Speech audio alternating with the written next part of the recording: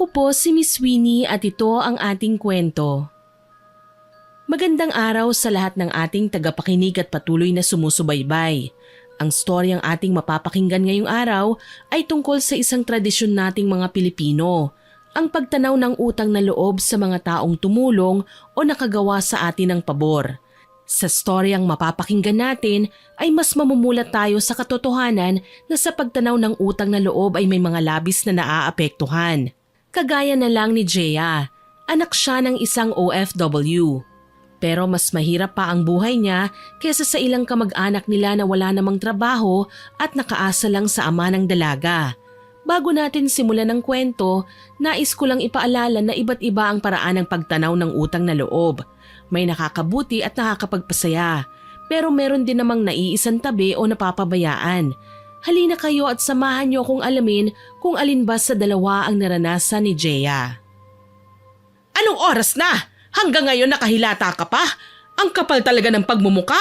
Akala yata niya prinsesa siya? Naku naman! Naalimpungatan si Jeya nang marinig na naman ang sigaw ng kanyang tiyahin. May kasama pang mga kalderong nagkakalansingan. Kaya naman dali-dali siyang bumangon kahit pa nga masama ang pakiramdam. Mabilis niyang iniayos ang kanyang higaan. Nang maiayos na yon, patakbo siyang lumabas ng kanyang kwarto na dating bodega. Sa kanyang paglabas ay nasalubong niya ang pinsan niyang si Alan. Pupungas-pungas pa ang binata, pero ngumiti ito pagkakita sa kanya at bumati.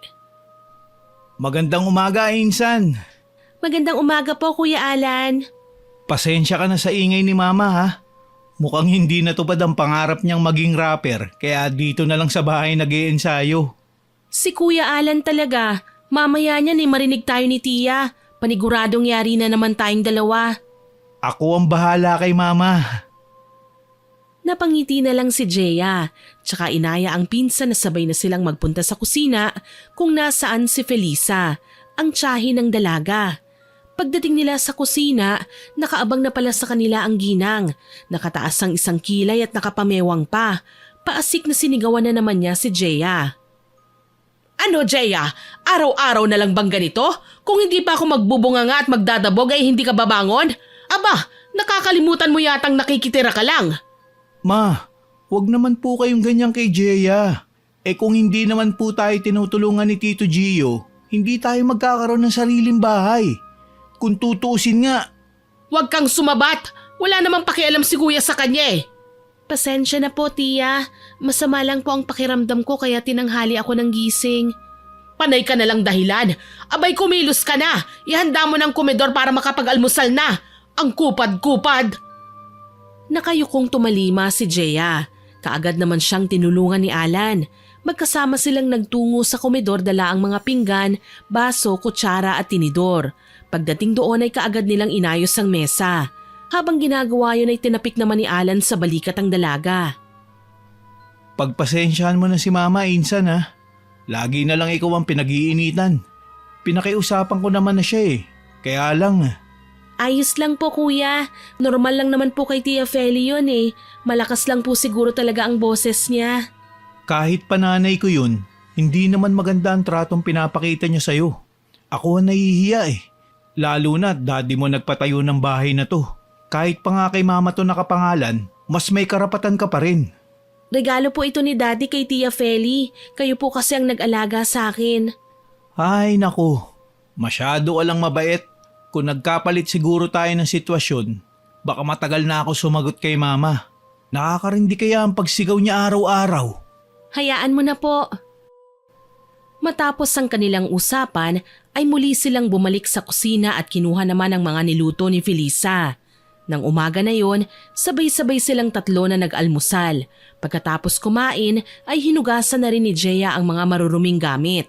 Tsaka pa lang siya naligo at nag-ayos para sa pagpasok sa trabaho. Bago umalis ay kinaugalian na niyang magpaalam sa mag-ina. Tia Feli, Kuya Alan, pasok na po ako. Hay nako! Siguraduhin mong uuwi ka na kumpleto ang sahod mo, ha? Ma naman. Sige na, Jeya. Mag-iingat ka, ha? Walang imik na umalis ng bahay si Jeya. Pero kahit nakalabas na siya, ay naririnig pa rin niya ang pagtatalo ng mag-ina. Mahinahon at maayos ang boses ni Alan, pero panay ang sigaw ni Feli. Napabuntong hininga na lang ang dalaga at ipinagpatuloy na ang paglalakad papunta sa bahay ng matalik niyang kaibigan. Matapos ang mahigit 10 minuto ay narating na niya ang bahay ni Sunny, ang matalik na kaibigan ng dalaga. Sunny! Hoy! Deklabo! Halika na! Mahuhuli na ako sa trabaho! Hindi naman nagtagal ay lumabas na ang isang matangkad na lalaki. Nakasuot siya ng uniforme pang eskwela, pero mas kapansin-pansin ang makintab na labi niya. Ano na naman bang ayos yan, bakla ka? Mas makapal pang lip shiner mo sa akin, oh. Kaloka ka? Vesh, alam mo naman yan lang ang pwede kong gamitin sa school. Naku, kung hindi nga lang ako masisita, magre-red lipstick ako eh. Ikaw talaga? Alam mo na, hindi ako kagandahan, kaya kailangan ko umara para hindi ako magmukhang buksingero, no? Halika na nga. Baka mamaya ay may maisipan ka na namang kaharutan. Napapailing na nagsimulang maglakad si Jeya. Sinabayan naman siya ni Sunny na panay ang kwento sa pantasya sa pinsan ng dalaga na si Alan. Panay naman pambabara ang ginagawa ni Jeya. Naku, tigilan mo na ang ilusyon mo. Masasaktan ka lang. Ayos lang na masaktan ako. Alam ko namang hindi mo ako pababayaan. Isa pa, nangangarap lang naman na Kes na magugustuhan niya ako. Hay nako, wala talagang makakaawat sa'yo, no? Bilisan na nga lang natin. Naman, ako pa ba? Saka mangangarap na nga lang ako, lilimitahan ko pa ba? Oo na po. Magkasama silang naglakad papunta sa may sakayan ng jeep. Pagdating doon ay naghiwalay na sila ng tinahak na daan. Kumaliwa si Sunny at kumanan naman si Jeya. Ilang minuto lang ang lumipas, nakarating na si Jeya sa pinagtatrabahuhan niyang hardware shop. Dinatnan niya ron ang ilan sa mga kasama niya sa trabaho. Bumati lang siya at saka nagpunta sa isang parte ng shop. Doon ay kinuha niya ang task list niya. Isa-isa niyang binasa yon. Ilang sandali pa ay nagsimula na siyang magtrabaho. Sa araw-araw ay gano'n ang sistema ng buhay ni Jeya. Nagsusumikap siya para makaipon. Isang gabi, pauwi nun si Jeya. Nasa kanto na siya malapit sa bahay ng kanyang tiya. Nang bigla na lang siyang tawagin ni Felisa. Jeya! Halika! Napalingon naman si Jeya sa gawin ng isang tindahan. Nakita niya ron ang kanyang tiyahin na kumakaway-kaway pa. Nag-aalangan man, humakbang siya palapit sa tiya niya. Nang makalapit na siya, kaagad na inilahad ni Felisa ang kanyang palad. Napatingin naman si Jeya sa paligid nila. Nakatingin ang lahat ng tambay sa tindahan. Tila nag-aabang sa maaaring mangyari. Tiya, pwede po bang sa bahay na lang? Bakit hindi pa rito? Parehas din naman yun eh. Kaya ibigay mo na at bibili ako ng soft drinks ko. Pero tiya, aba, pinapahiya mo ba ako? Ang kapal talaga ng mukha mo. Wala kang utang na loob. Hindi ka man lang marunong magkusang abot na lang. Pinapakain kita sa araw-araw. Pinasisilong sa bahay namin. Tapos ipapahiya mo ko? Tiya, hindi po ganun ang ibig kong sabihin. Pwes ibigay mo na. Nangangawit na ako. Napayuko na lang si Jeya at kinuha sa kanang bulsa ng pantalon niya ang perang kinita niya sa loob ng 1 linggo. Matapos maiabot yon ay nagpaalam na siyang uuwi. Hindi naman siya inimik pa ni Felisa, bagkus ay nakikipagtawanan na ang ginang sa may-ari ng tindahan. Malungkot na bumuntong hininga na lang si Jeya. Parang ang lahat ng lakas niya ay naubos. Pagdating sa bahay ni Jeya, inabutan niyang nagluluto si Alan. Nalalanghap niya ang mabango at masarap na amoy, kaya kahit malungkot siya ay napangiti na rin siya. Ang bango-bango naman ang niluluto mo, Kuya Alan. Nandito ka na pala. Saktong-sakto. Malapit nang maluto ang paborito mong bistek. Sige na, magpalit ka na muna ng damit mo. Opo kuya, para maihanda ko na rin po ang hapag. Kumilos ka na. Malapit na to. Nagmamadaling nagtungo si Jeya sa kanyang maliit na kwarto. Nagpalit lang siya ng pambahay at kaagad na lumabas. Sakto naman kapapatay lang ng kalan ni Alan, kaya magkatulong nilang inayos ang mesa. Ilang sandali pa dumating na si Felisa, may dalang soft drinks na paborito ng ginang. Lumipas pa ang mga araw, mas napapadalas ang tawag ng ama ni Jeya. Magkaganon pa man ay halos hindi siya kinakausap ng Ginoo. Tanging ang tiyahin lang ng dalaga ang kinakausap. Kagaya na lang ng gabing yon. Rinig na rinig sa buong bahay ng ginang ang hagulgol niya. Kuya Gino, ginawa ko naman ang lahat para sa anak mo eh. Talagang tamad lang siya. Hindi maasahan dito sa bahay. Ang galing pang magsasagot. Tapos kapag inutusan ko naman sinisimangutan ako. Ganon ba? Pasensya ka na kapatid. Hindi ko alam na ganyan lalaki ang anak ko. Mabait at masunuri naman siya nung bata pa siya eh. Pero nagbago talaga siya nang mamatay ang asawa ko at nag-abroad ako. Hindi ko na alam kung paano ko patitinuin ang batang yan. Naku, kung hindi ko nga lang pamangkin ang batang yon, baka sinupalpal ko ng bibig kapag sinasagot-sagot ako. Maiba nga pala ako, malapit na ang bayaran ng kuryente. Ubus na rin ang grocery namin. Sa 25 pa ang sahod ni Alan eh. Magpapadala ako bukas. Abutan mo na lang si Jeya. Magkanong ibibigay ko sa kanya? Bahala ka na kung magkanong matitira. Tawagan na lang kita ulit bukas kapag naihulog ko na. Sige po kuya, ingat ka dyan palagi ah. Huwag kang mag-alala, susubukan kong patinuin ang anak mo. Salamat. Sige na. Maaga pa ang pasok ko bukas eh. Ikaw lang bahala kay Jeya ha. Hindi ko talaga alam kung bakit siya nagkakaganyan. Ako na ang bahala, gagawin ko ang lahat para maputol ang sungay niya. Pagkatapos ng pag-uusap ng magkapatid, malungkot na nagtungo na lang si Jeya sa kwarto niyang maliit. Mabigat ang kanyang dibdib sa mga narinig na paratang sa kanya. Pero ang labis na dumurog sa puso ng dalaga ay ang katotohanang mas pinaniniwalaan pa ng ama ang sinasabi ng nakababatang kapatid. Hihiga na lang sana si Jeya at iiyak na lang sa bigat ng nararamdaman nang makarinig siya ng malakas na sigaw mula sa tiyahin niya. Galit na galit. Nagmamadaling lumabas ulit ang dalaga sa kanyang silid para lang masaksihan na nagtatalo pala ang kanyang pinsan at tiyahin. Ma, bakit mo naman sinisiraan si Jeya kay Tio Gino? Alam mo po ba na dahil sa mga kasinungalingan nyo, naaapektuhan ang relasyon nila mag-ama? Wala akong pakialam. Isa pa ay nakinabang ka rin naman. Sa tingin mo ba makakapagtapos ka ng accountancy kung hindi ko inutakan ng kuya ko? Magpasalamat ka na lang at matalino at madiskarte ang nanay mo. Ma, mali nga yun. Tumatanda kayo ng paurong eh. Aba, sinasagot-sagot mo na ako dahil lang sa pinsan mong yan. Nakakalimutan mo na yatang ako ang nag-iris sa'yo. Ako ang dahilan kung bakit nandyan ka ngayon sa kinatatayuan mo. Bastos na bata to ah. Walang utang na loob. Sobra na po kayo, ma. Kung tutuusin, kayo ang walang utang na loob. Ganyan nyo itrato si Jeya. Pero kung wala siya sa atin, hindi ka makakahawak ng malaking pera. Ano po, ma? Pera-pera na lang po ba? Isang malakas na sampalang iginawad ni Felisa kay Alan. Hindi na umimik ang binata, bagkus ay iiling-iling na lumabas siya ng bahay nila. Habang si Jeya naman napanood ang lahat ng pangyayari ay napatakip na lang ng kanyang bibig dahil sa gulat. Hindi inakala ng dalaga na ipagtatanggol siya ng ganoon ng pinsan. Kinabukasan ng hapon habang nag-aayos si Jeya ng hapagkainan nila, nilapitan siya ng kanyang tiyahin na si Felisa. Mataray na inabutan siya ng ginang ng pera. Oh, pinabibigay ng daddy mo. Salamat po. Napatingin si Jeya sa 300 ibinigay ng tiyahin niya.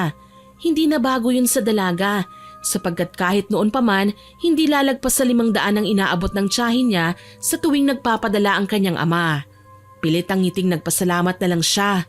Isang matalim na irap naman ang isinukli ni Felisa at saka siya muling binungangaan.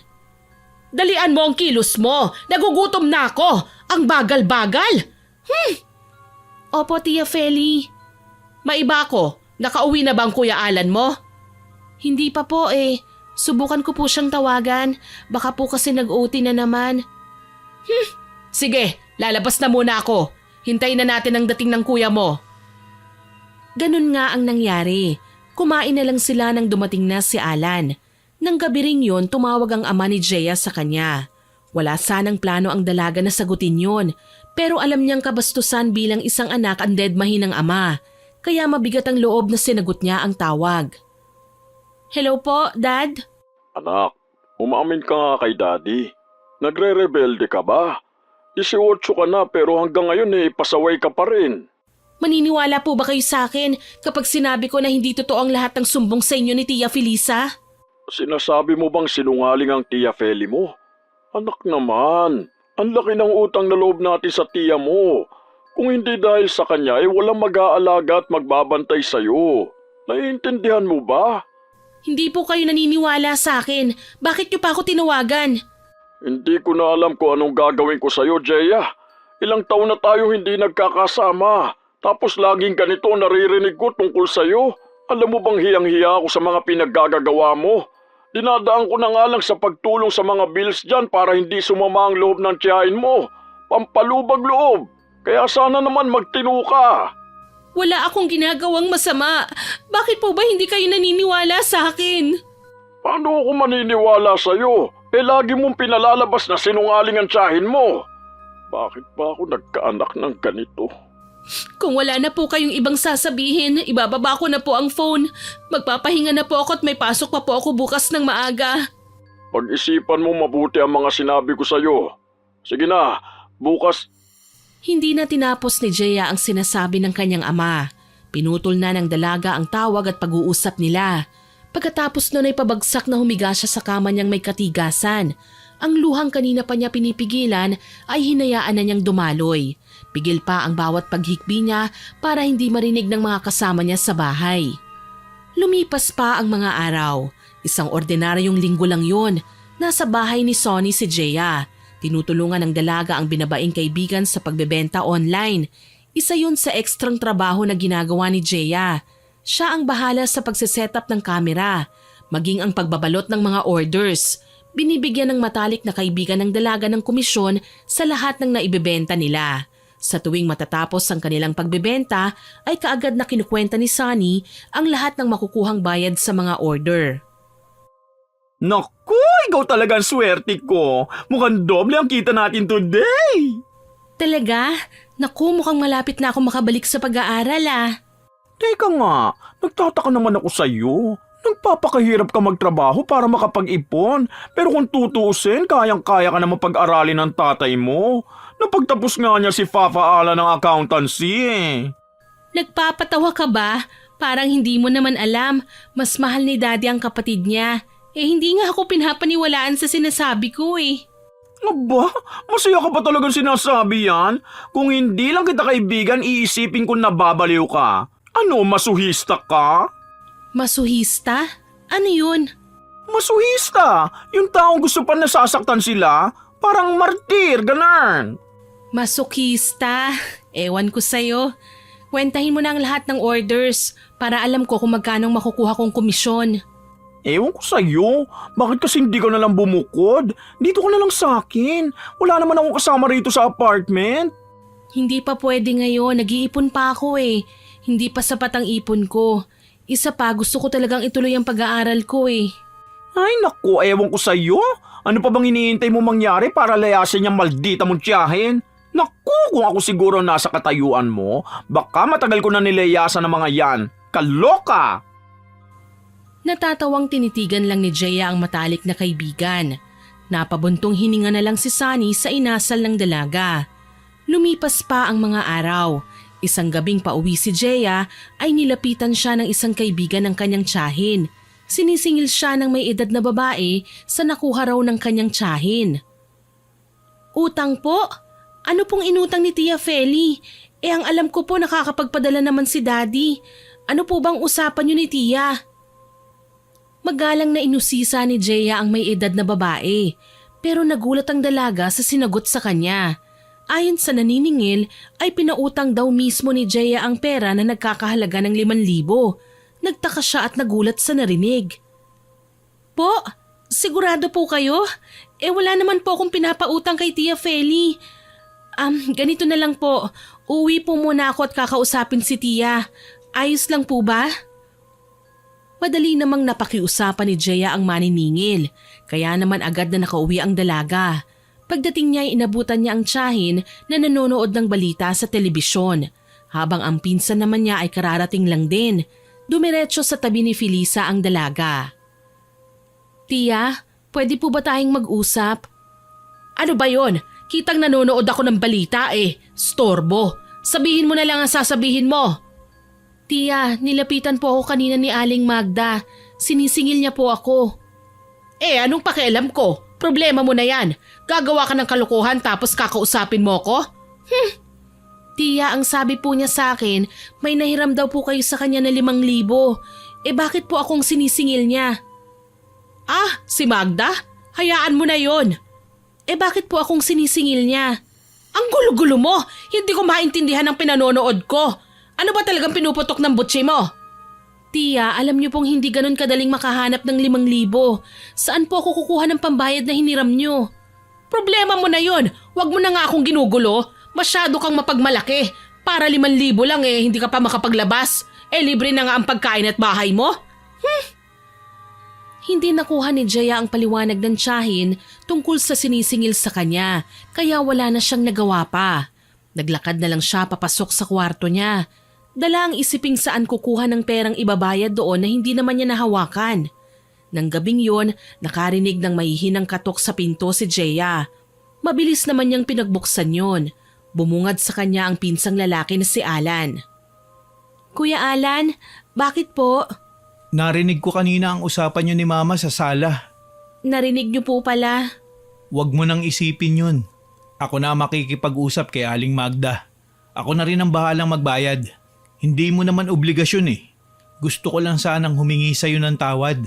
Wala po yun, kuya. Baka talagang nangangailangan lang si Tia Feli. Ikaw talaga. Masyado kang maunawain. Kaya ka nang aabuso Kahit na mama ko pa siya, alam ko ang tama sa mali. Kaya hindi ako tatayo lang at papanooring gumawa ng mali sa'yo si Mama. Pasensya ka na talaga ha. Sanay naman na po ako, kuya Hindi dapat kasanayan ng ganyan. Naaabuso ka na Kaya kung may kailangan ka, magsabi ka lang kay kuya, okay? Salamat po, Kuya Alan. Sige na, magpahinga ka na. Huwag ka na mag-isip-isip ha. Ako na ang bahala. Buong akala ni Jaya ay matatapos na ang problema niya. Pero ilang araw pa lang ang lumipas ay may naniningil na naman sa kanya. Sinisingil ng mga ito ang nahiram ng tiyahin niyang si Felisa. Siya na naman ang ginamit para makahiram. Nagkataon pa na wala si Alan at nasa team building. Sa pangyayaring yon, hindi na napigilan pa ng dalaga ang kanyang sarili. Hinarap niya ang kanyang tiyahin. Tia Feli, ano na naman po bang ginawa niyo? Bakit nangutang na naman kayo?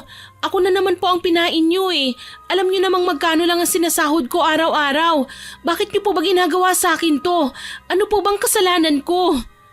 Aba, nagmamalaki ka na? Ano ngayon kung ginamit ko ang pangalan mo? Alam mo ba na simula nang dumating kayo sa buhay ni Kuya Gino, nagkandamalas-malas na siya? Mayaman na sana kami kung hindi niya nabuntis ang malandi mong ina. Bawiin niyo po ang sinabi niyo. Hindi malandi ang mami ko. Nagmamahalan sila ni Daddy. Isa pa po, hindi pa ba sapat ang natatamasa niyo sa kanya ngayon? Ako nga na anak niya, napabayaan niya para sa inyo Tapos pagsasalitaan niyo ang mami ko ng masama. Tinatanggap ko po ang trato niyo sa akin, pero wag na wag niyo pong sisiraan ang mami ko. Ah, ganon ha? Hindi inaasahan ni Jaya ang biglaang paghablot ni Felisa sa mahaba niyang buhok. Pinagsasampal pa siya ng ginang. Hindi tinigilan ng tiyahin ng dalaga. Panay lang siya sa lag sa ginagawa ng may edad na babae.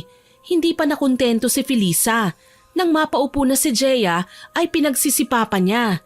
Hindi malaman ni Jaya kung gaano katagal siya binubugbog ng tiyahin. Ang alam lang ng dalaga, masakit na ang bawat parte ng katawan niya. Nang matapos ang pananakit sa kanya, pinalayas pa siya ng ginang. Wala kang utang na loob! Lumayas ka rito!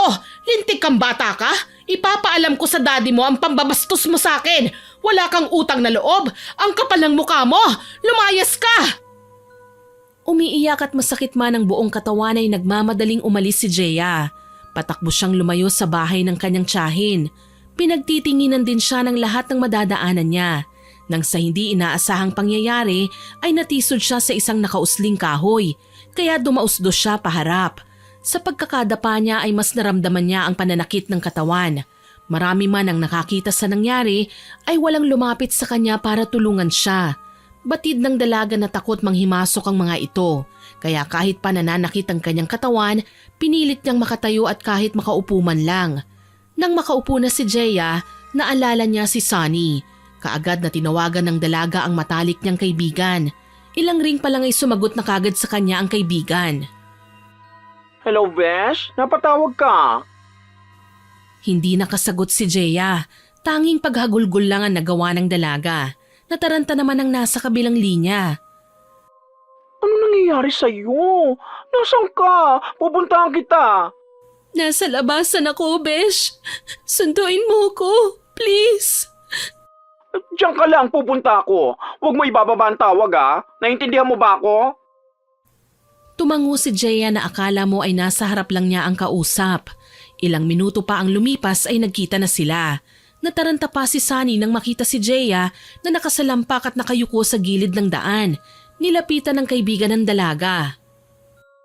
Jeya! Besh! Nang makalapit kay Jeya ang matalik na kaibigan ay nagyakapan sila. Panay ang hagulgol ng dalaga. Hinahaplos-haplos naman ni Sunny ang likod ng kaibigan. Nang kumalma na si Jeya, sinama siya pa uwi ni Sunny. Doon lang niya ikinuwento ang lahat ng nangyari sa pagitan nila ng kanyang tiyahin. Galit at naiinis, yan ang reaksyon ng kaibigan. Ang kapal talaga ng taba ng tiyahin mo. Umabot na yata ang kalyo sa mukha niya. Grabe, sa kanya pa talaga nang galing na wala kang utang na loob? Hindi ba siya yun? Naku, kung hindi lang masamang pumatay, baka matagal nang bumulagtay ang tiyahin mo. Pagod na ako, Besh. Sinubukan kong intindihin pero ang hirap pala. Ay, huwag kang tanga. Ikaw nga ang dapat na maintindihan nila. Isa pa, hindi ka naman pariwara. Kung tutusin, sobrang bait mo. Tanga ka nga lang talaga. Alam ko yon pero sila lang ang pamilya ko eh. Kaya nga ako nagtitiis eh. Wala naman pakialam sa amin ni Daddy ang pamilya ni Mommy. Gaga, anong tingin mo sa akin, pet? Akala ko ba para magkapatid na tayo? Ay, hindi pala pwede. Kasi si Fafa Alan ang future husband ko. Panay ka naman kalokohan eh. Pinapatawa lang kita. Alam ko naman na kahit ganyan na nangyari sa'yo, babalik ka pa rin doon kapag sinundo ka ni Fafa Alan. Chus ka rin, sarap mong krompalin. Alam mo kung ako sa'yo, hindi na ako babalik sa impyernong yon. Dumito ka na lang sa akin. Dalawa naman ang kwarto ng apartment ko eh. Hindi rin kita gugutumin. Basta mag-share ko sa food. Ako nang bahala sa bills. Ano? Sa ngayon hindi ko pa alam, magulo pa ang utak ko. Alam mo yung gusto ko na parang hindi. Ewan ko sa'yo. Mukhang kulang sa pagkaalog ang utak mo. Gusto mo alugin ko para naman magising ka na? Gosh! Hindi ko talaga alam kung bakit nagpapakatangon ka sa pagkapit sa pamilyang hindi ka naman tinatrato ng tama. Naku, nagigigil ako! Pasensya ka na sa akin ha, pero sabi nga nila love hurts. Love hurts mo mukha mo. Kung ako lang, baka matagal nang bumula ang bibig ng tiyahin mo. Baka nga naninigas na yun kung ako naging pamangkin niya eh. Ay naku, makapagtimpla na nga ng kape. Tumataas ang dugo ko sa iyo. Pasensya ka na talaga sa abala, Besh. Lukaret, alam mo namang ako si Darna. Kung kailangan ko lumipad para iligtas ka, gagawin ko. Diyan ka na nga, magdadrama ka na naman eh. Nang maiwan si Jeya sa sala ay sakto namang tumunog ang kanyang cellphone. Nag-aalin lang ang kinuha niya sa bagang aparato. Nang makita niya ang pangalan ng kanyang ama, ay pabaligtad na lang niyang inilapag sa mesa ang cellphone. Tsaka siya nagpunta sa kusina para tulungan ang matalik na kaibigan sa pagtitimpla ng kape. Isang linggo nang maayos at magaan ang buhay ni Jeya. Bukod pa doon, mas nakakapag-ipon na siya. Pero ang lahat ay may hangganan. Araw ng day off yun ni Jeya. Abala siya sa paghahanda ng mga binibenta nila online ni Sunny nang bigla na lang may kumalampag sa gate nila. Kunot ang noong sinilip niya mula sa bintana ang dahilan. Mariin siyang napapikit nang makita ang kanyang tiyahin na nakatayo sa labas. Nag-aalinlangan man ay nilabas niya ang ginang. Tia Feli, ano pong ginagawa niyo rito? Ang kapal ng mukha mong hindi umuwi ng bahay? Nagmamalaki ka talaga sa akin, ano? Hindi po ba pinalayas niyo ako? Kaya pinabayaan mo ng obligasyon mo sa bahay. Bayaran mo ko. Ibigay mo sa akin ang bayad sa ilang araw na paggamit mo ng kuryente at kinain mo sa bahay. Nagpapadala naman po sa inyo si Daddy Aba, nanunumbat ka pa? Kaya hindi ka mahal ng Daddy mo dahil ang pangit kasi ng ugali mo. Lingid kay Jeya ay narinig lahat ni Sunny ang usapan nilang magtiyahin. Kaya naman hindi siya nakatiis at hinarap ang maingay na ginang. Hoy, elepante! Nakakalimutan mo yatang wala ka sa teritoryo mo. Huwag ka nagkukukuda dito ha. Baka hindi ako makapagpigil, igundud kita. Kaya pala asal kalye si Jeya dahil sa'yo, baklang unggoy! Unggoy? Excuse me, hindi kita kalahi, gorillang nakalulo ng megaphone. Gorilya pala! Nagsabunutan ang dalawa, panay lang ang awat ni Jeya. Dala ng ingay ng pagtatalo ay naglabasan na rin ng mga kapitbahay ni Sunny para makiusisa. Tama na, Tia! Sunny! Baklang kabayo ka? Bastos ka? Malditang baboy! Kung hindi ka kayang tanggapin sa impyerno, ako magdadala sa'yo doon, demonyita ka! Tumigil na kayo! Pakiusap! Tama na! Kahit marami pa ang nanonood ay talagang hindi nagpaawat ang dalawa. Nahinto lang sila nang may dumating ng mga tanod.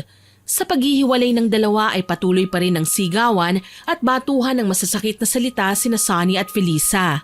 Kahit pa nga dinala na sila sa barangay, panay naman pakiusap si Jeya hindi lang sa dalawang nag-aaway kundi maging sa mga tanod. Parang awa nyo na, tumahimik na kayo. Kung hindi pa kayo titigil, hahayaan ko na lang kayong maikulong na dalawa. Bastos ang kaibigan mo. Akala mo naman malinis? Pwe! Hoy, ikaw ang nagmamalinis dito. Nakalimutan mo yata na ikaw sumugod at langgulo sa amin. Ikulong nyo na nga po yan. Baka mamaya maulol na yan at mga gat. Hoy bakla, anong palagay mo sa akin? Aso? Sabi nang tumigil na kayo eh. Hindi matatapos ito kung magmamatigasan kayo. Pasensya na po, Kapitan. Aayusin na lang po namin ang gulong ito. Napapailing na lang ang lahat ng taong nasa loob ng barangay. Panay naman ang irapan ng dalawang magkaaway. Dala na rin ang pakiusap ni Jeya sa kanila, pinaalis na silang tatlo. Pero bago sila maghiwa-hiwalay ay nagbanta pa si Felisa. Hindi pa ako tapos sa'yo, Jeya. Sisiguraduhin kong araw-araw kang magdurusa. Abay, subukan mo para magkaroon tayo ng round 2. Wala akong pakialam. Lalabanan kita, mahaderang bakla. Mukha kang kabayo. Mukha ka namang cactus. Tumigil na kayo, please. Pinagtitinginan na tayo. Hindi ba kayo nahihiya? Jeya, humanda ka sa daddy mo. Sisiguraduhin kong makakarating sa kanya ang ginawa niyo sa akin. Nang makaalis na si Felisa, ay nagpakawala ng isang malalim na buntong hininga si Jeya. Habang si Sunny naman, pinag-cruise pa ang mga braso na may kasama pang pag-irap. Pasensya ka na, Sunny. Nadamay ka pa sa gulo ng buhay ko. Tsahin mo lang naman ang magulo eh. Isa pa, choice ko naman makipagbuno sa tsahin mong hippopotamus. Ikaw talaga? Halika na nga, umuwi na tayo. Lulutuan na lang kita ng masarap na pagkain. Ano bang bet mo? Parang gusto ko ng banana Q mamaya. Ang sarap nun. Sige, gagawan kita ng banana Q mamaya at titimplahan pa kita ng iced coffee. Ay, bet ko yan. Simula ng araw na yun, araw-araw nang nag-iiskandalo si Felisa sa harap ng bahay ni Sunny. Minsan pa nga ay inawat ang ginang ng kanyang anak. Isang gabi, kumakain ng matalik na magkaibigan ay napag-usapan nila ang ginagawa ni Felisa. Alam mo, hindi ko talaga maintindihan kung ano bang gusto ng tsahin mo. Lumayo ka na nga nang pinalayas ka niya, pero hindi ka pa rin niya pinatatahimik. Kaya nga hindi ko na maintindihan. Pinapadalhan pa rin naman sila ni Daddy. Nalilito na nga ako Nung nasa kanila ako, galit na galit siya. Ngayon namang wala na ako ron, ganun pa rin. Ang gulo talaga ng utak ni Tia Feli. May sayad yata yung tsahin mo Lakas ng amats. Sarap ibaw ng buhay ang kurong-kurong. Pati buhay mo tuloy nagulo. Ay, bumalik na lang kaya ako ron. Gaga ka talaga. Ayos lang sa akin na magulo araw-araw. Kesa naman nakikita ko minamaltrato ka ng bruhildang yun, no? Alam mo, ang laki ng pasasalamat ko sa Diyos kasi binigyan niya ako ng kaibigang mabait. Ay, hindi lang ako mabait. Maganda rin ako. Kaya swerte ka talaga. Pero swerte rin ako sa'yo, no? Ikaw ang lucky charm ko sa negosyo. So patas lang tayo. Parehas tayong blessed. Seryoso, Besh. Salamat talaga. Pakiramdam ko talagang magkapatid tayo kahit pa nga hindi tayo magkadugo. Well, sister in heart tayo. Bahagyang gumaan ang pakiramdam ni Jeya dahil sa pag-uusap nilang yon ng matalik na kaibigan.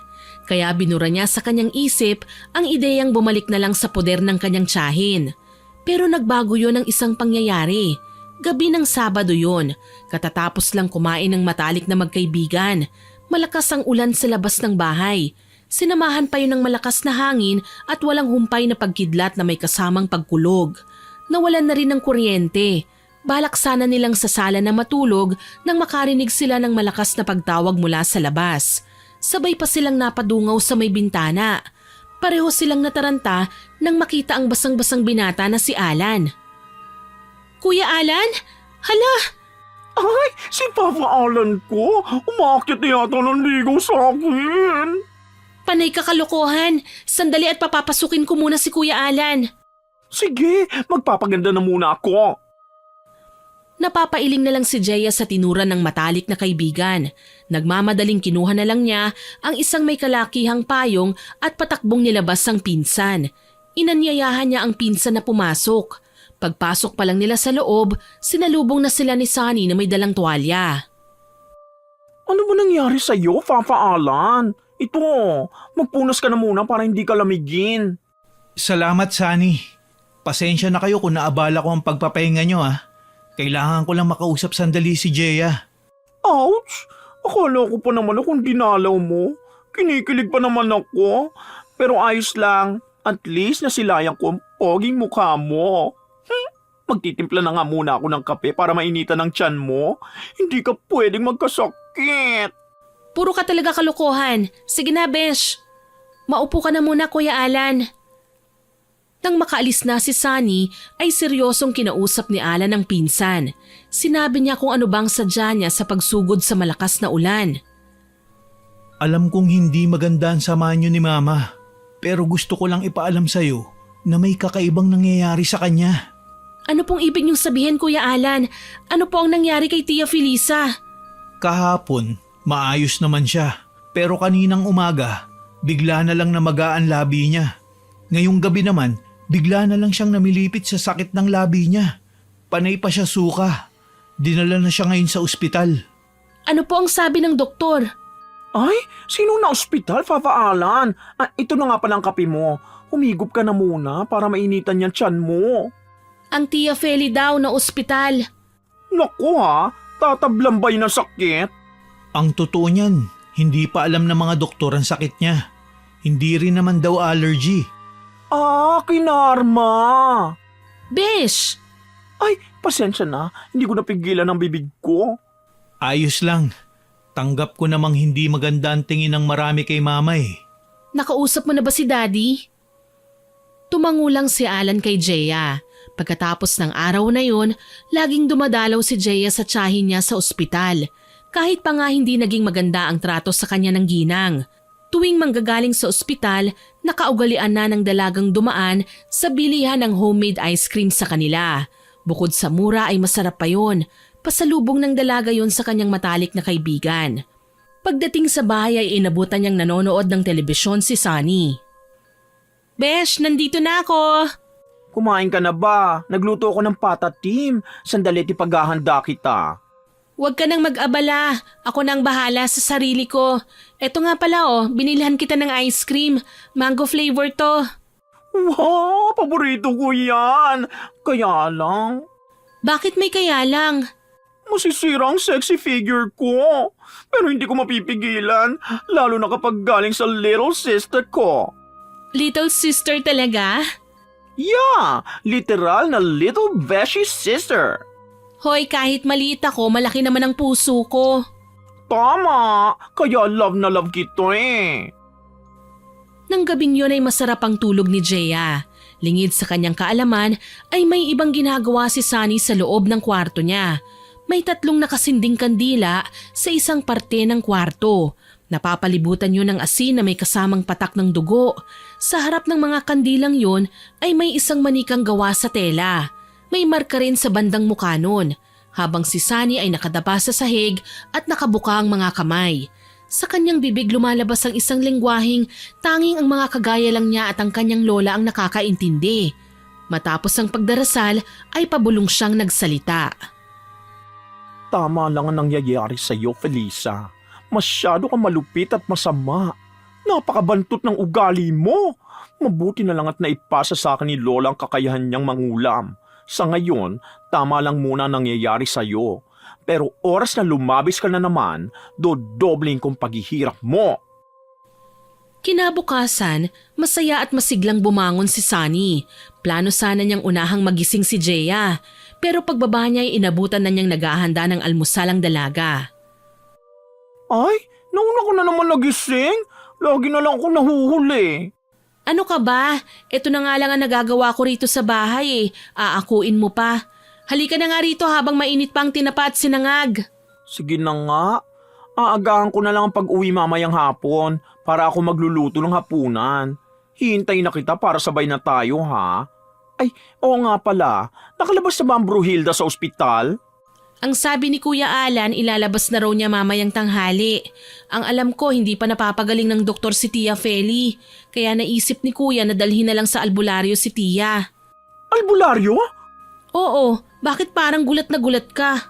Wala. Hindi lang ako makapaniwalang naniniwala pala si Papa Alan sa ganon. Naku, mukhang malaki talaga ang chance na maging asawa ko za. Sira, kumain na nga tayo. Baka gutom lang yan. Pinagsaluhan nga ng matalik na magkaibigan ng almusal na inihanda ni Jeya. Nang matapos na silang mag-almusal, pareho silang gumayak na para pumasok sa kani-kanilang lakad.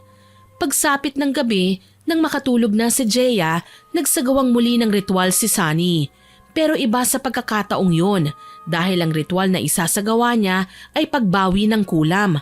Kahit alam pa nga niyang maaaring manghina siya ng husto sa gagawin. Hindi ako pwede mahuli. Magtatampo sa akin si Jeya. Kahit pa nga magpaliwanag ako sa kanya na para rin sa kaligtasan niyang ginawa ko. Kaya kahit pa nga manghina ako, pahinga lang naman sa maghapon ang kailangan ko upang maibalik ang aking lakas. Bahala na nga. Basta hindi ako pwedeng mahuli. Yun nga ang ginawa ni Sunny. Kinabukasan, labis ang pagtataka ni Jeya nang mapansing malapit nang sumapit ang alas 7. Pero hindi pa rin bumabangon ang matalik na kaibigan. Kaya naman pinuntahan na ng dalaga sa silid ang kaibigan. Doon niya napag-alamang may sinat pala si Sunny. Bes, hindi ako makakapasok ngayon. Masama ang pakiramdam ko. Ganun ba? Sige, aakyatan na lang kita ng pagkain mo. Inumin mo rin ang iiwan kong gamot ha. Naku, baka tatrangkasuhin ka. Gusto mo bang samahan na lang kita? Magpapaalam na lang muna ako sa boss ko. Hindi na, Bes. Carry wells ko to. Nakalimutan mo yatang ako si Darna. May sakit ka na nga, panay ka pa kalokohan. Hintayin mo ko, kumain ka ha? Hindi na hinintay pa ni Jeya ang sasabihin ng kaibigan.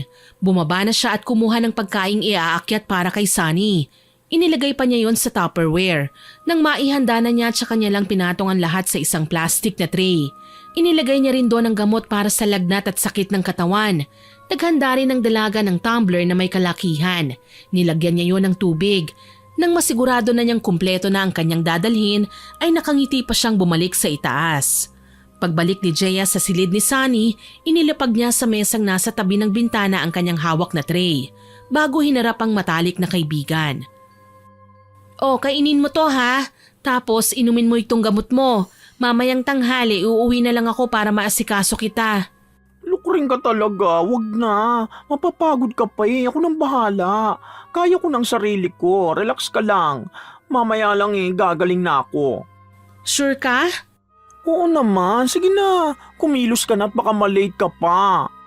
Sige na nga, inumin mo ang gamot mo ha. Yes, ma'am. Yun na nga ang ginawa ni Jeya. Nag-ayos na ang dalaga para sa pagpasok niya sa trabaho. Nang makapag-ayos na ay pumasok na rin siya sa hardware store.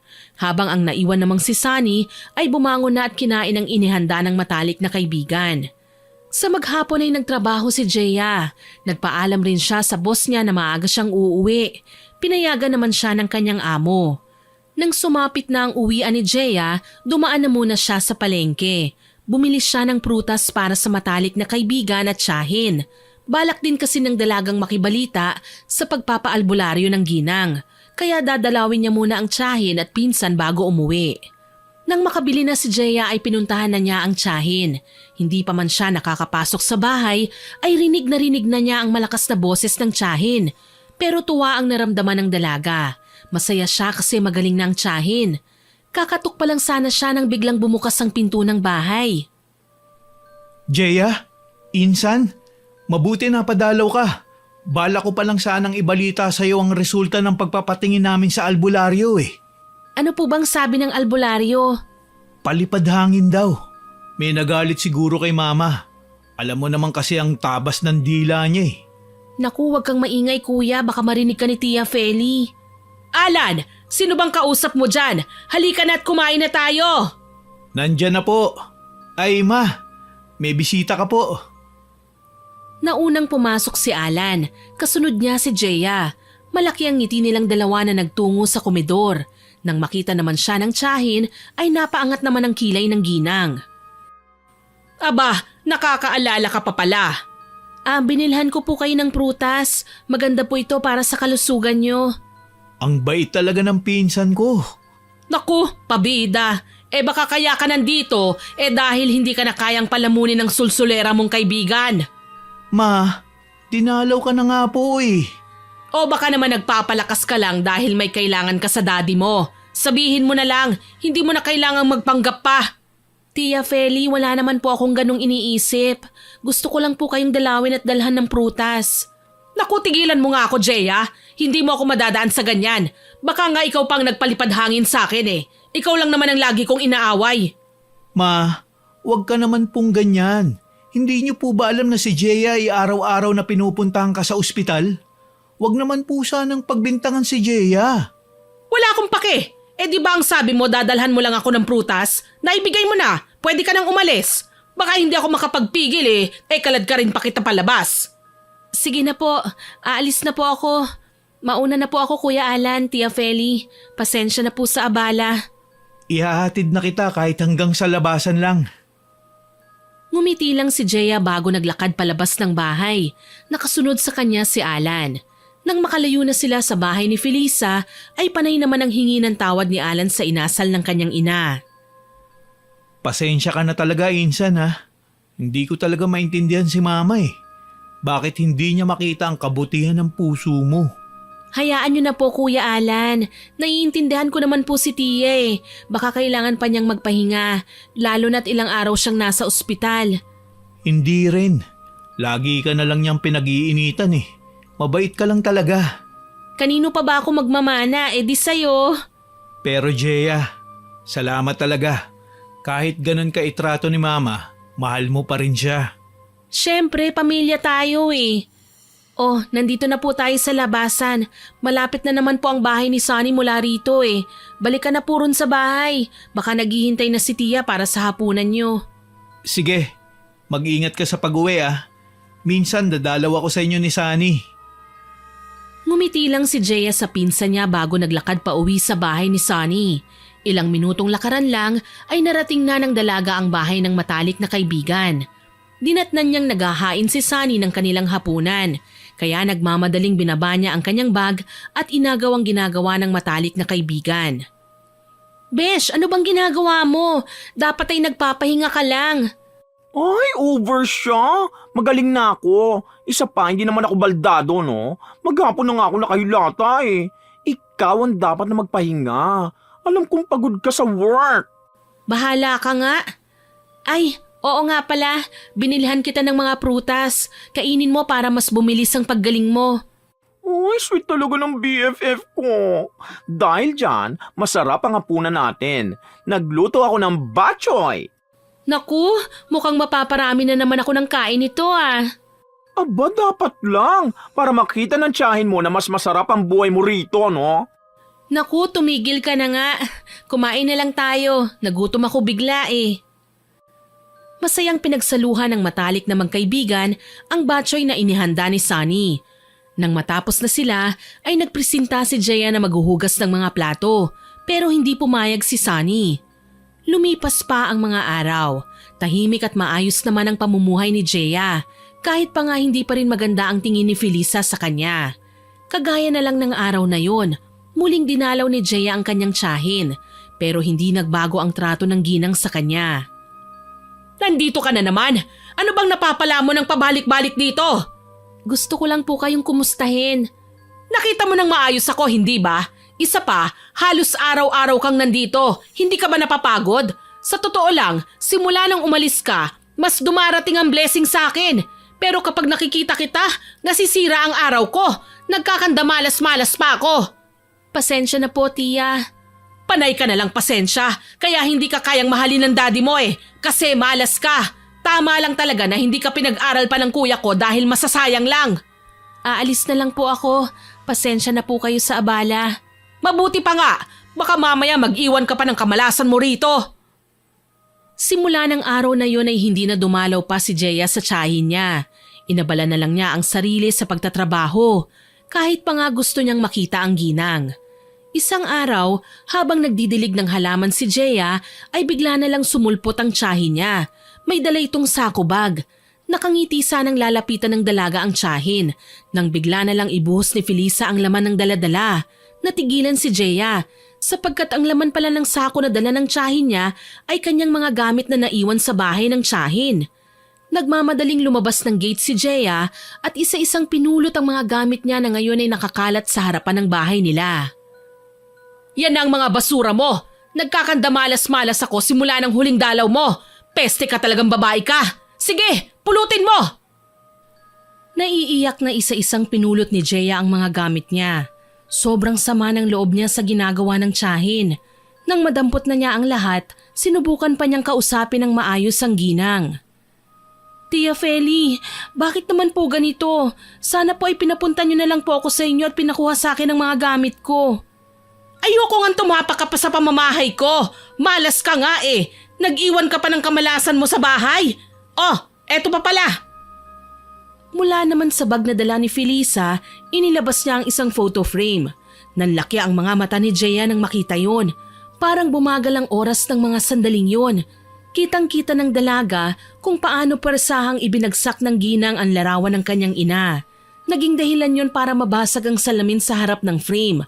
Sa lakas ng pagkakabagsak ay may ilan pang bubog na tumalsik. Naiiyak na napaupo ang dalaga. Dinampot ang larawan ng kanyang ina. Ngunit bago pa niya maiangat ang larawan ay tinapakan na ni Felisa ang kamay niya. Dahilan para madiin ang kanyang kamay sa ilang bubog na nagkalat sa lapag. Tia Feli, wag po! Manahimik ka! Tama lang yan sa'yo! Umiiyak na dumadaing sa sakit si Jeya. Nakiusap at nagmamakaawa sa kanyang tiyahin. Pero tinawanan lang siya ng ginang at mas lalo pang idiniin ang pagkakatapak sa kamay niya. Yun ang inabutan ni Sonny. Taranta at nagmamadaling dinaluhan niya ang matalik na kaibigan. Nang makita ni Sonny ang dugong umaagos mula sa kamay ng kanyang matalik na kaibigan, ay walang pag-aalinlangang itinulak niya si Felisa. Bruwa ka talaga! Sama-sama mo! Jeya! Bakit mo ako tinulak? Pakialamera ka talaga? Hoy, kung hindi ka kayang patulan ng matalik kong kaibigan, pues ako ang gagawa! Sonny, wag. Tia Feli, umalis na lang po kayo. Aalis ako kung kailan ko gusto. Humingi ka muna ng tawad sa akin. Itinulak ako ng magaling mong kaibigan. Aba, talaga naman! Ang kapal ng pes! Kahit na kumikirot at masakit ang dugo ang kamay, ay iniharang ni Jeya ang kanyang sugatang kamay sa matalik na kaibigan. Binigyan niya ng nakikiusap na tingin sa mata si Sonny. Kahit labag naman sa loob ay tumahimik na lang ang kaibigan. Tia Feli, pakiusap. Umuwi na po kayo. Aalis ako ngayon, pero hindi pa ako tapos sa'yo. Babalikan pa kita. Sa pag-alis ng tiyahin ni Jeya, ay nagmamadali naman si Sonny na kinuha ang wallet niya sa loob ng bahay. Hintayin mo ko rito. Kukunin ko lang ang wallet ko. Dadaling kita sa ospital. Hindi umimik si Jeya. Hindi kasi malaman ng dalaga kung ano ba ang mas masakit. Ang nasirang larawan ng ina na kumaska sa mga bubog at namantsahan ng dugo o ang sugat sa kanyang kamay na may nakabaon na bubog. Nang makabalik na si Sonny ay mabilis silang nagtungo sa ospital. Nang matanggal na nga ang bubog sa kamay ni Jeya ay pinanatili pa rin siya ng doktor doon. Oh, ang sabi ng doktor, dito ka na muna. Wala tayong magagawa. Mukhang kailangan ko nga rin ng pahinga. Oo nga pala, sinabi ko na nangyari kay Papa Alan. Kaya paglabas niya sa trabaho, pupunta siya rito. Pagdating niya, uwi na muna ako. Kukuha lang ako ng gamit mo. Bibili na rin ako ng pagkain, ha? Sige, kunin mo na rin ang wallet sa bag ko. Kumuha ka na lang doon ng pamalit sa gastos. Huwag mo nang isipin yun. Ako nang bahala. Hindi pwede yon. Huwag mo nang alalahanin. Ano ka ba naman? Ang mabuti, magpahinga ka na lang muna. Okay, parang inaantok nga ako eh. O sige na, babantayan kita. Sa mga sinabing yon ng matalik na kaibigan ay payapang natulog si Jeya. Hindi na nga niya alam kung gaano katagal. Nang magising siya, wala si Sunny. Ang tanging nandun lang sa tabi ng dalaga ay si Alan. Sinubukan ni Jeya na igala ang kanyang paninging nanlalabo. Pilit na hinahanap ang matalik na kaibigan. Nang makita yun ni Alan ay kaagad siyang nilapitan. Insan, gising ka na pala. Sandali, aalalayan kita makaupo. Nasaan po si Sunny? Umuwi muna. Kumuha ng gamit mo. Nagugutom ka na ba? Bumili ko ng chicken, oh. Mamaya na lang po pag nakabalik na si Sunny. Tubig. Gusto mo bang uminom? Ayos lang po ako, Kuya Alan. Relax lang po kayo. Ay, paano naman ako makakapag-relax? Sinabi na sa akin ni Sunny ang lahat ng nangyari. Nahihiya talaga ako sa ginawa sa'yo ni Mama. Ayos lang naman po ako eh. Buhay pa naman at hindi naman nalagay sa alanganin ng buhay ko. Sugat lang naman po to sa kamay. Gagaling at hihilom. Hindi na kasi tama eh. Grabe na si Mama. Hindi ko na masikmura ang mga ginagawa niya sa'yo. Hayaan mo na lang po. Ay, oo nga po pala. Hihingi po sana ako ng pabor. Anong pabor? Kahit ano pa yan, basta't kaya ko. Huwag po sanang makakarating kay Daddy ang nangyari ah. Ayokong magalit siya kay Tia Feli. Ayokong masira ang samahan nilang magkapatid. Sigurado ka ba? Hindi natin ipapaalam kay Tio Gino? Tumangulang si Jeya. Napakibit balikat na lang ang pinsan niya. Lingid sa kaalaman ng dalawa ay hindi lang pagkuha ng gamit ang inatupag ni Sunny, kung hindi ang pagganti kay Felisa. Sa ilalim ng buwan ay naglatag ng itim na tela si Sunny sa lupa. Muli ay hawak niya ang manikang gawa sa tela. Gamit ang matalas na gunting ay binuksan niya ang tiyan ng manika. Nang sapat na ang pagkakabuka ay inilagay niya sa bahaging yon ang ilang bubog na galing mismo sa nabasag na frame. Pagkatapos ay tinahi niya yon habang umuusal ng dasal. Ang manikang ito ay magsisilbing katawan mo, Felisa. Pagbabayaran mo ang bawat kalupitang ipinadama mo sa kaibigan ko. Sisiguraduhin kong mararamdaman mo ang dobling sakit. Tinatawagan ko ang aking mga ninuno. Ako ay inyong basbasan.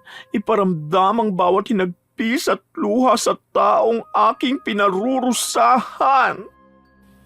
Matapos ang mga inusal niya ay bigla na lang humangin ng napakalakas. Kasabay noon ang pagliwanag ng langit dahil sa mga nagsasayaw na kidlat. Maraming salamat sa inyong pagtugon. Malakas na tumawa si Sunny. Kasunod noon ang biglang pagtama ng isang kidlat sa lupa. Mas lalong nasiyahan ang binabae dahil doon. Nang matapos na siya, ay kaagad siyang nag-asikaso ng mga gamit ni Jeya na dadalhin niya sa ospital. Habang sa ospital naman, panay ang kwentuhan at kulitan ng magpinsan na sina Alan at Jeya. Ilang beses na rin silang nasaway ng mga nurse sa ospital. Ilang oras pa ang lumipas. Malaki ang mga ngiti ni Jeya nang dumating si Sunny. Napataas naman ang kilay ng kaibigan. Natatawa naman ang dalaga. Ako sigurong pinag-uusapan nyo, no? Hindi naman. Tamang hinala lang. Naku, huwag nyo na i-deny. Mabuti sana kung pinagpaplanuhan yung kasal namin ni Papa Alan. Kilabutan ka nga sa sinasabi mo dyan. Aray ko naman, hindi pa man ako nanliligaw, ligwak na kaagad. Maiba ko, nakuha mo bang wallet ko? Hindi, para magkautang ka sa akin at si Papa Alan ang ibayad mo. Babayaran na lang pala kita paglabas ko ng ospital. Tama na ang daldalan. Ang mabuti pa, kumain na muna tayo. Ay, hindi pa kayo nauna? Bakit inintay niyo pa ako? Mas masarap kumain kapag sabay-sabay. Kain na tayo. Magkakasama ang tatlong pinagsaluhan ng fried chicken na binili ni Alan. Habang kumakain sila, ay panay sila biruan at asaran hanggang sa matapos na nga sila. Matapos ang ilang oras ay nagpaalam na rin si Alan na uuwi na. Mauna na ako Baka naghihintay na si Mama. Wag, bata ka pa. Huwag ka muna mauna. Ha? May kato ka talaga, Sunny. Wala yun, Kuya Alan. Huwag mong pinagpapapansin yan. Malamang ay tinutoyo lang siya at hindi niya napanood ang teleseryeng pinakaaabangan niya araw-araw. Ah, ganun ba? Sige na, magpahinga na rin kayo. Bukas, dadalaw ulit ako after work. Sunny, ikaw na munang bahala kay Jeya ha. Alam kong hindi mo siya pababayaan. Ako pa ba? Kaya ano pang hinihintay mo?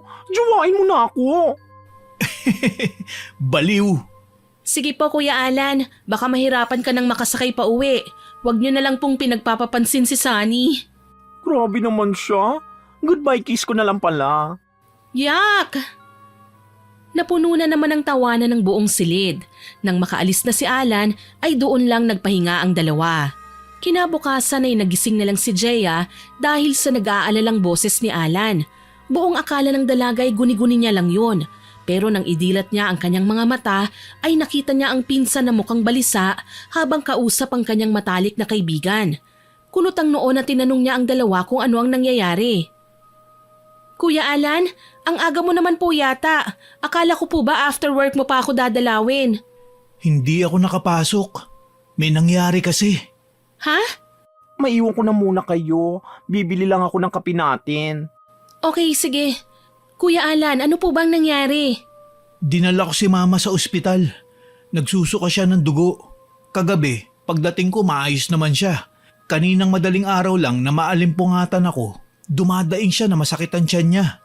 Ininuman niya naman ng gamot, pero bigla na lang siya nagsuka ng dugo eh. Ha? Paano? May sakit po ba si Tia Feli? Wala pang sinasabi ang doktor. Naitawag ko na rin kay Tio Gino. Ano pong sabi ni Daddy? Siya na raw ang bahala sa gastusin.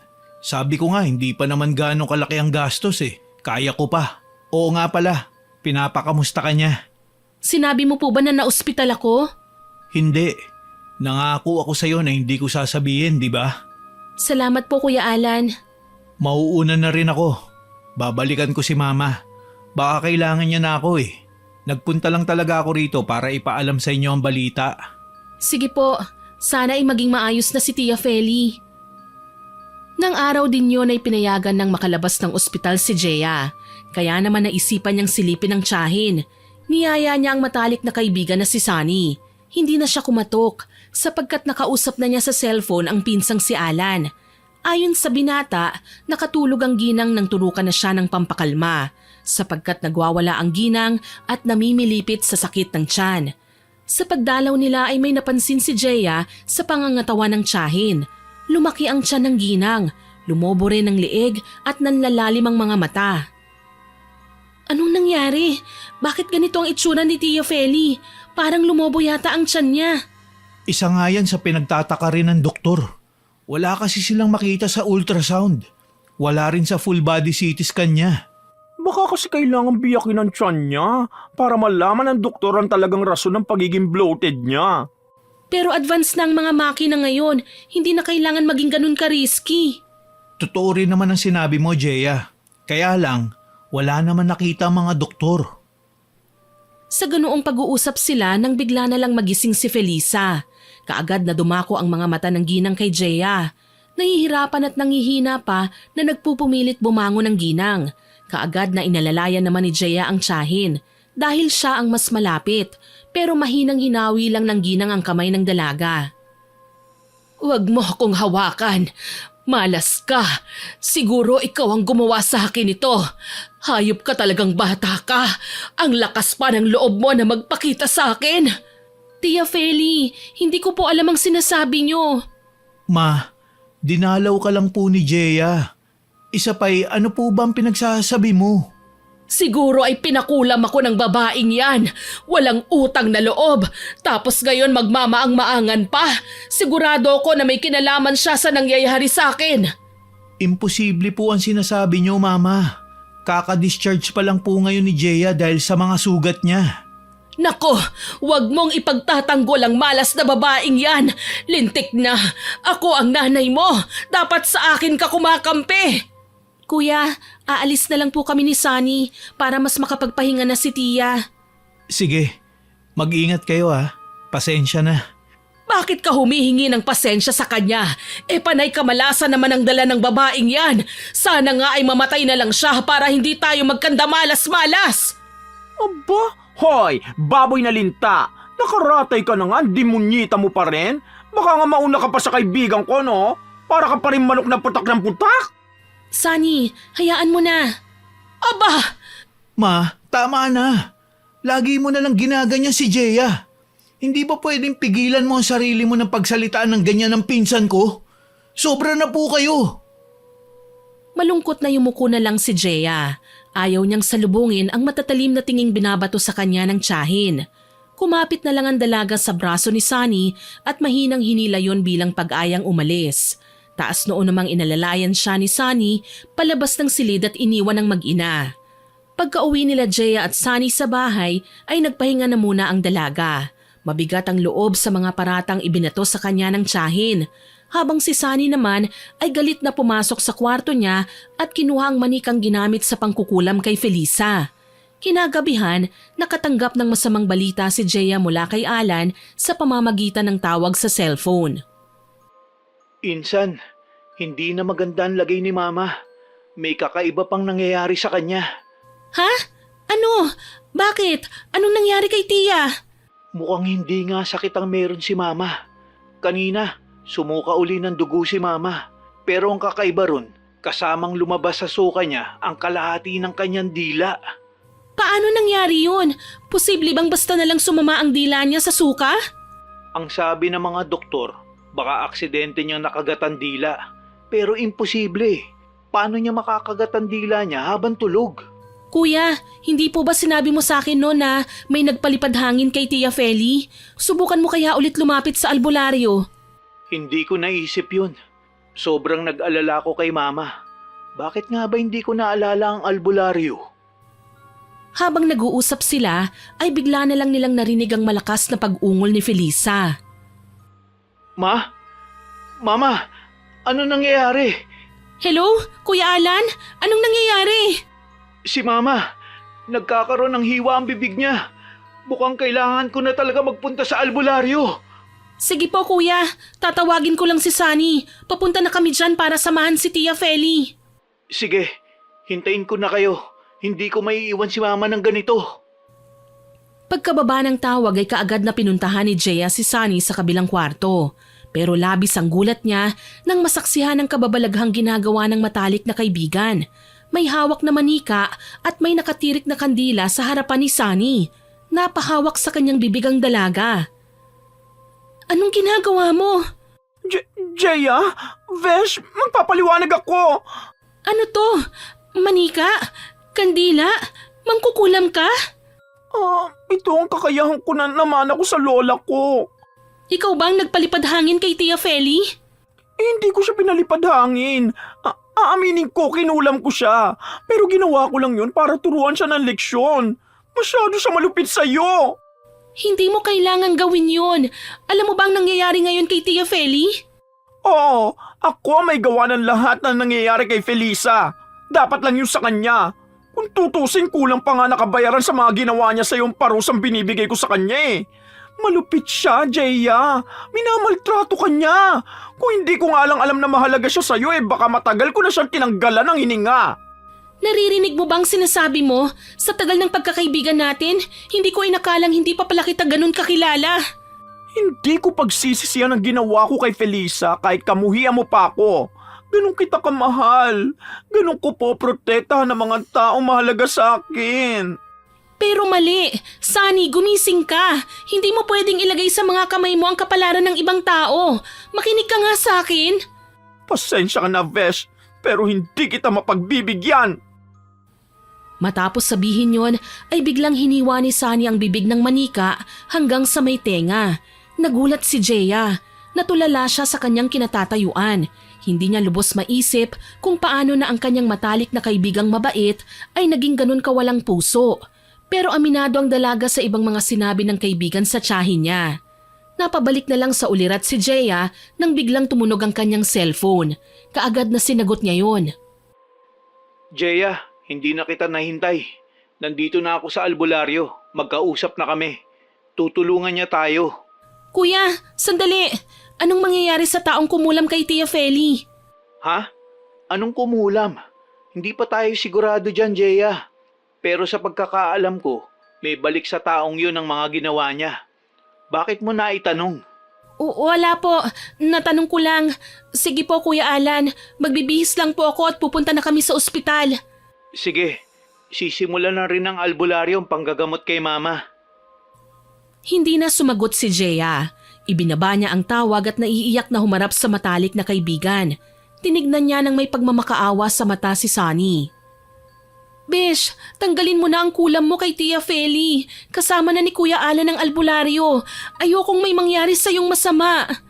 Pasensya ka na, pero hindi kita mapagbibigyan. Kung sakali man na magawa nga magamot ng albularyo na yun ang ginawa ko kay Felisa, hindi ko na rin maibabalik ang pinsalang na idulot ko sa kanya sa pisikal na aspeto. Kahit na, basta tanggalin mo na. Ayokong mapahamak ka. Please naman hindi ko matatanggap na may masamang mangyayari sa'yo nang dahil lang sa akin. Tatanggapin ko ang karmang naghihintay sa akin, pero hindi ko pagsisisihan ang lahat. Nabigla si Jeya nang bigla na lang bumagsak at nangisay si Sunny.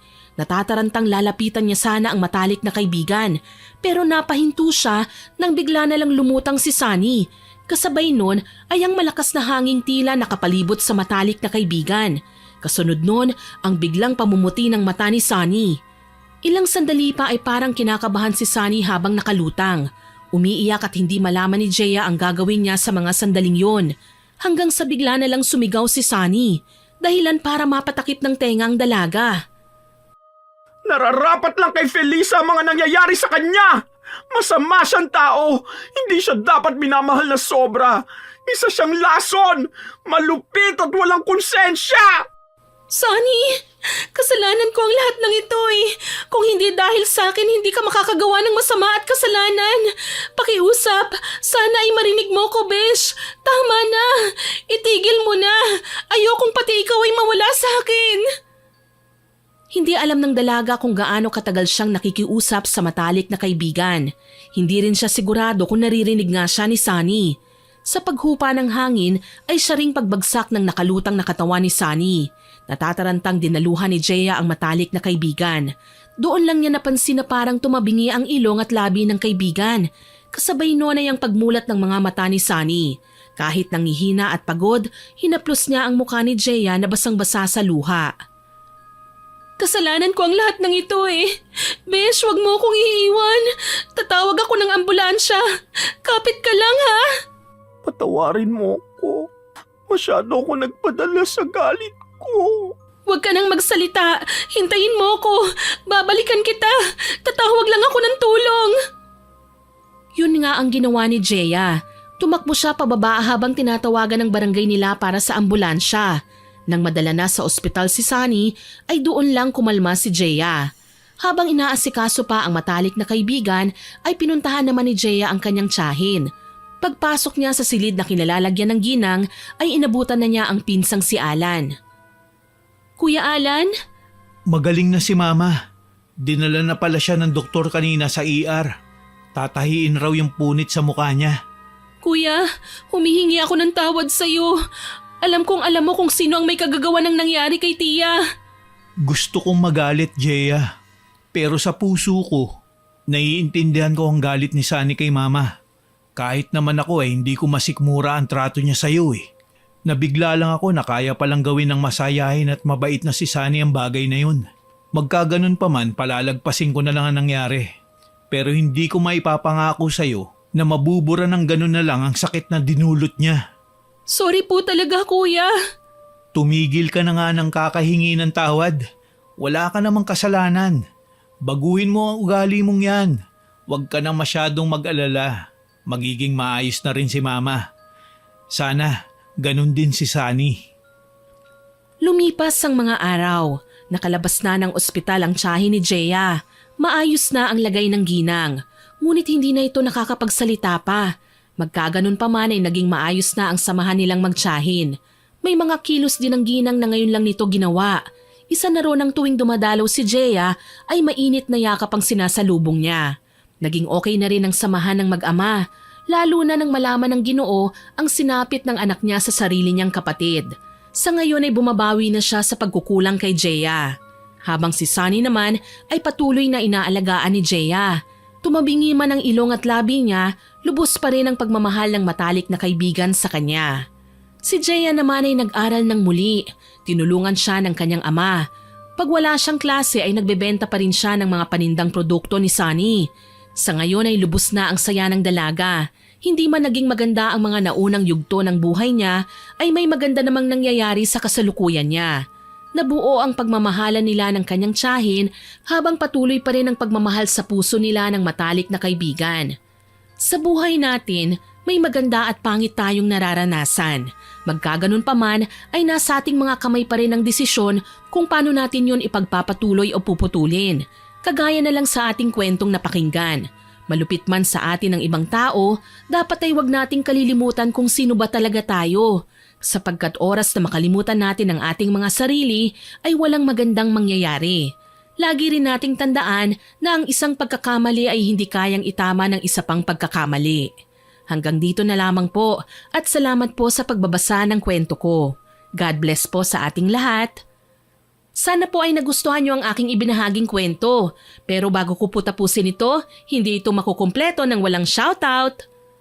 Shoutout po kay Annie Classic 19 from Hong Kong, kay Irene Flores, kina Katrina at Athena, kay Amelita Macalinaw, kay Mercy Aninyon, kay Nanay Gina Vlogs, kay Marian Delta Fuente.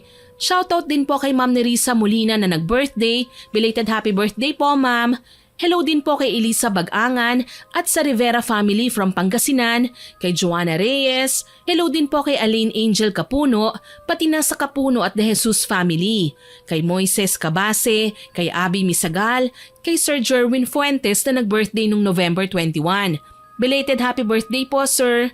Shoutout din po kay Jessa Doreen, kay Nerissa Apigo from Japan, kay Lenny Nicolas, kay Carlo John Nomat, kay Angie Herrera, kay Ana May Baclayo, kay Sir George Ativo at sa dalawa niyang apo na sina Ashira Tyler at Ariana. Hello din po kay Sir Rodrigo Gonzales, kay Hannah Cruz from Kuwait, kay Cherry Mokbang AMSR, kay Ma'am Celestina Sigwa, kay Lady Sweet, kay Sheng Kabutahe na nag-comment sa Manloloko na Kusinera upload. Ang sabi po niya, sana hindi na nandamay ng ibang katrabaho niya dahil may pamilya din sila. Kung galit ka doon na lang sana sa may kasalanan sa'yo. Tama po kayo, ma'am. Kaya nga po sa huli na-realize niyang may kulang pa rin sa puso niya kahit nakapaghiganti siya. Salamat po sa pagkukomento ng saloobin. Shoutout din po kay Robby Solivio, kay Luisa Principe, kay J. Mark Fragata at sa girlfriend niyang si Giselle Ibarreta, kay Melvin Averion at sa Monay Calios Bakery, pati na sina Rachel Angeles, Eugene at Kuya Jojo. Salamat po sa inyo dyan sa pakikinig. Sarapan po niyo ang mga tinapay niyo dyan, ha? Hello din po kay Cesang Primo, kay Marie Rose from Cebu, kay Ruben Isip, kay Teresita Reville, kay Elisa Arocha, kay Arlene Torquisa at sa pamilya Gomer Canyaveral, kay Natalie Canyaveral, kay Nash Fahilan at Sean Fahilan. Shoutout din po kay Joy Cadusale na nag-birthday nung November 21. Belated happy birthday po, ma'am. Kay Nika Jean Perez, kay RKJ The Adventures at kay Apple Felicia. Maraming salamat po sa lahat ng nakinig at nagkomento. Abangan pa rin po ninyo sana ang mga susunod nating upload, ha? At huwag kalilimutang mag-subscribe, like, share and comment sa kwento natin.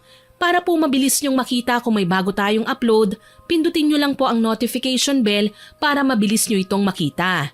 Aasahan ko pa rin po ang inyong suporta, ha? Ang goal po natin ay maka 100k subscribers tayo, kaya sana po ay tulungan ninyo ko. Muli, ako po si Miss Winnie na nagpapasalamat sa inyong walang sawang pakikinig.